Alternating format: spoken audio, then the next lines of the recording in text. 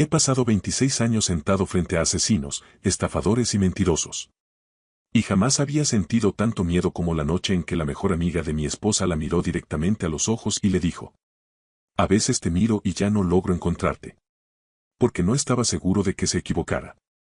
Déjenme presentarles a todos, porque esta historia tiene personajes y cada uno de ellos importa. Marcus. Ese soy yo. Tengo 54 años.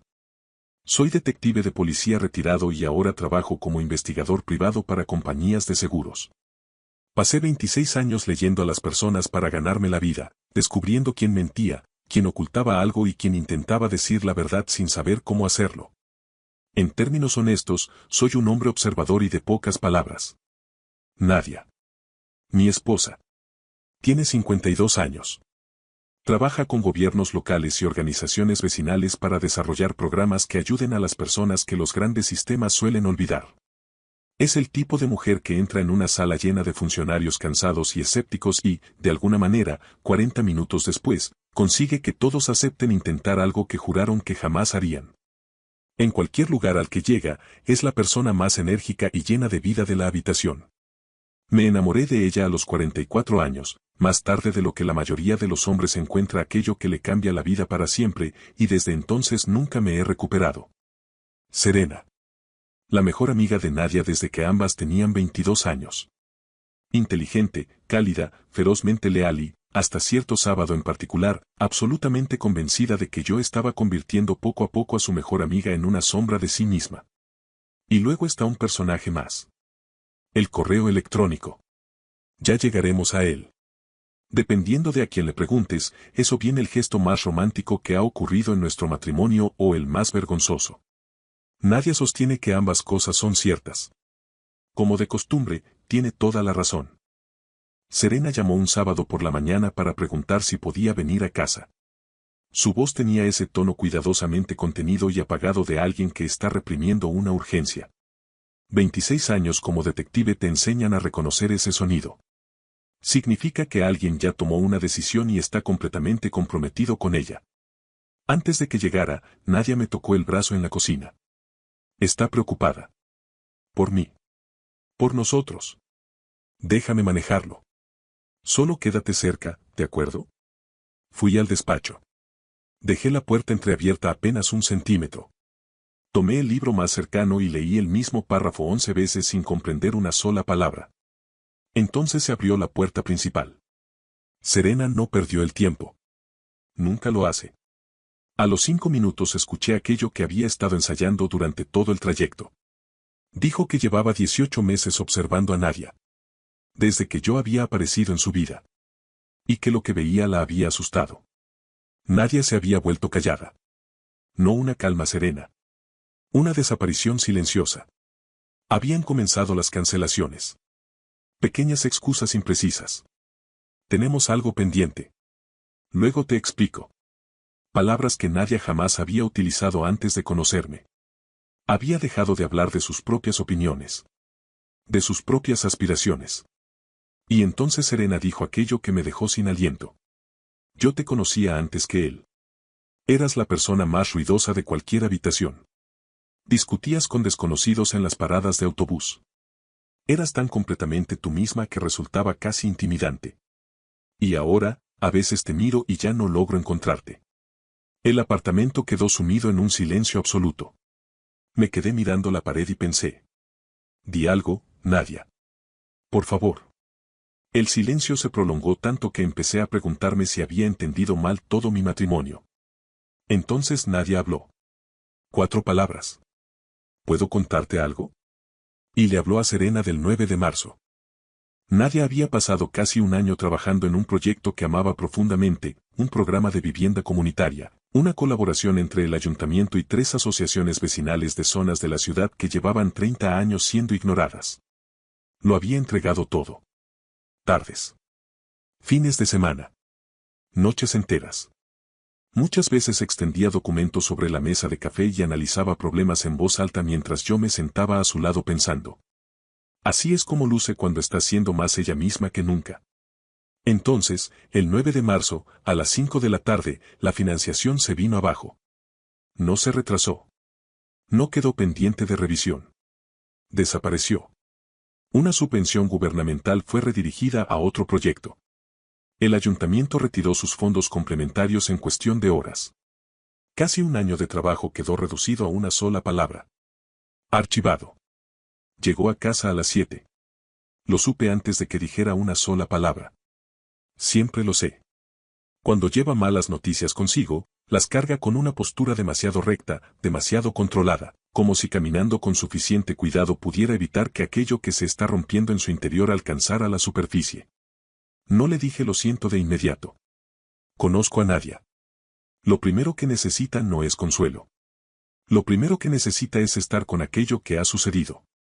Permanecer dentro de todo su peso. Sentirlo por completo antes de que alguien intente aliviarlo. Así que caminé hasta donde estaba y la abracé. Al principio se quedó rígida. Ese viejo instinto de no derrumbarse delante de nadie. Entonces algo se dio. Y se aferró a mí. Se quedó dormida alrededor de las 11. Era el sueño profundo de alguien cuyo cuerpo ha sido agotado por la tristeza hasta los huesos. Me acosté a su lado en la oscuridad. En algún momento de la noche, sin despertarse, extendió el brazo y apoyó la mano sobre mi pecho.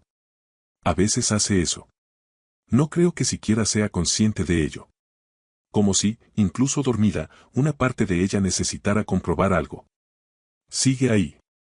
Y, al encontrar la respuesta, pudiera volver a descansar. Puse mi mano sobre la suya. Permanecí allí durante mucho tiempo. Sin moverme. Simplemente sosteniendo su mano sobre mi pecho en la oscuridad. Pensando en un año entero de su trabajo. Pensando en las familias de aquellos 3 barrios que seguirían viviendo en viviendas deterioradas porque una subvención había sido redirigida. Pensando en que ella había cargado sola con todo aquello durante 2 horas de regreso a casa en autobús, erguida, controlada, sin permitir que nada aflorara a la superficie. Porque esa es la clase de mujer que es. Y entonces sentí algo que no había sentido en muchísimo tiempo. Impotencia. A la 1 de la madrugada tomé una decisión. Con sumo cuidado, aparté su mano de mi pecho y la acomodé suavemente sobre la almohada. Ni siquiera se movió. Me levanté. Fui a la habitación de invitados, donde Nadia guarda sus archivos físicos. Documentos impresos. Borradores anotados a mano. Notas de reuniones escritas con su letra, pequeña, rápida y llena de flechas que señalaban aquello que consideraba importante. Me senté. Y empecé a leer. Página tras página.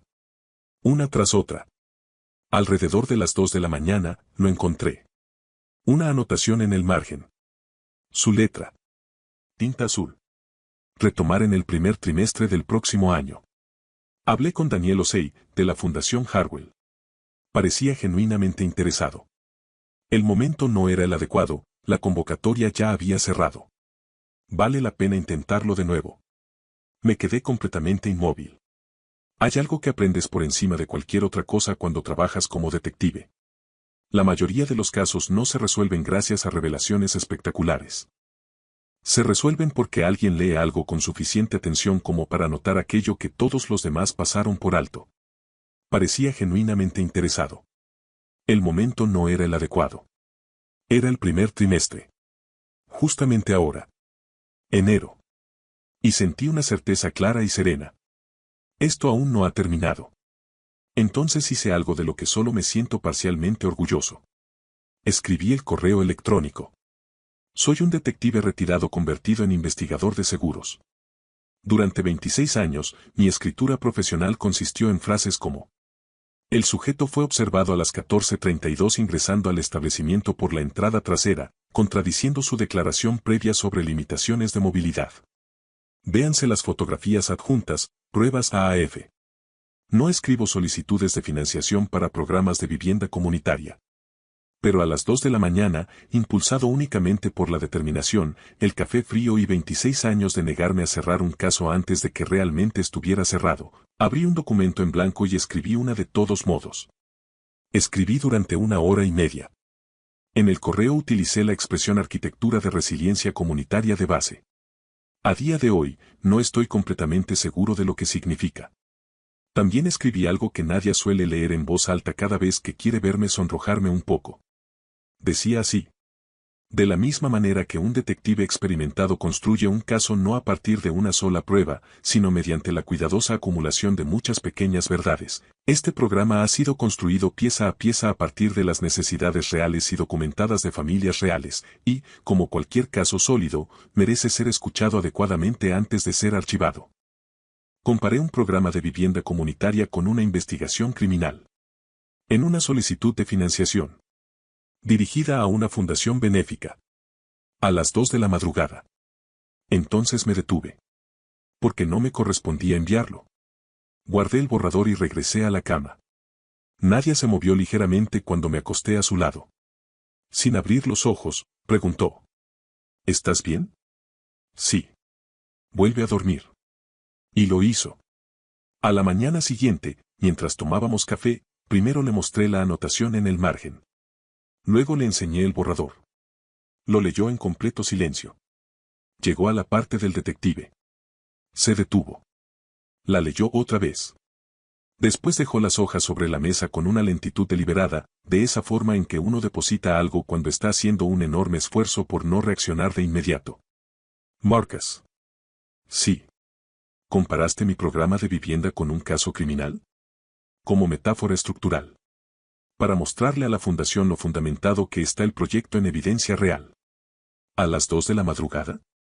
No podía dormir. Hubo una larga pausa. ¿Llevabas puesta la bata marrón? Es cómoda. Me miró fijamente. Y entonces se cubrió el rostro con ambas manos y se echó a reír. No una risa educada. La de verdad. La grande. La que nace en el estómago y termina llenando toda la cocina. Y, desde detrás de sus manos, dijo. Marcus Emmanuel Ackefer. Tienes 54 años. Te quedaste despierto hasta las 3 de la mañana escribiendo una solicitud de financiación usando metáforas de detective para un programa en el que jamás has trabajado en tu vida. Sí, respondí. Levantó la vista. Tenía los ojos brillantes. No brillantes de tristeza. Dado otro tipo. También es, dijo en voz baja, el gesto más amable que alguien ha tenido conmigo. Aquella misma tarde escribió su propia versión. Era mejor que la mía. Más precisa. Más cálida. Su voz estaba presente en cada frase. Sin metáforas detectivescas. La Fundación Harwell respondió en menos de una semana. La conversación sigue en marcha. Todo esto, la anotación en el margen, el correo del detective, la bata marrón, fue lo que escuché a Nadia contar a través de aquella rendija de apenas 1 centímetro en la puerta del despacho. Cuando terminó, el apartamento quedó completamente en silencio. Entonces habló Serena. No sabía que yo podía oírla. Y lo dijo con esa voz suave que aparece cuando alguien está revisando sinceramente una convicción que había sostenido durante mucho tiempo. Él leyó todo el expediente. Pausa. Ese no es un hombre en el que ella se esté perdiendo. Otra pausa. Es un hombre en el que encontró dónde quedarse. Dejé el libro sobre mis piernas. Miré la pared. Y respiré. Por primera vez en lo que parecían 40 minutos. Nadia vuelve a ser la persona más ruidosa de cualquier habitación. Pero aquí está lo que Serena no entendía. No es que yo la haya vuelto más pequeña. Es que ahora tiene un lugar donde puede descansar cuando el mundo intenta hacerla cargar con demasiado. Y cuando ya no necesita descansar. Vuelve a levantarse. Tan luminosa. Tan intensa. Tan inconfundiblemente ella. Como siempre debió ser. La semana pasada la vi discutir con un funcionario del ayuntamiento durante una reunión comunitaria. Estaba inclinada hacia adelante, firme, sin soltar el tema, negándose a aceptar una respuesta evasiva. Y yo estaba sentado en la última fila, con mi café en la mano, sintiendo algo que solo puedo describir como gratitud. No por la discusión, sino por ser la persona que estaba lo suficientemente cerca para presenciarla.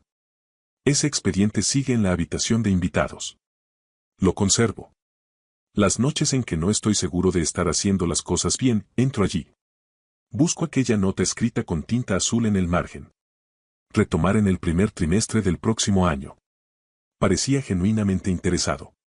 El momento no era el adecuado. Y entonces recuerdo lo que realmente es el amor. No la versión romántica. La verdadera. La cotidiana. La ordinaria. Es permanecer despierto mientras la otra persona duerme. Es leer aquello que construyó cuando el mundo decidió que no tenía importancia. Es encontrar esa única línea que dice: esto aún no ha terminado. Y creer en ella antes de que la otra persona pueda hacerlo. Tengo la intención de seguir siendo esa persona. Y en las noches en que no estoy seguro, me levanto. Leo el expediente. Busco la nota en el margen. Y me quedo en la habitación. Eso es todo. No hay ningún secreto más grande. No hay ninguna fórmula especial. Es simplemente eso. Y es suficiente.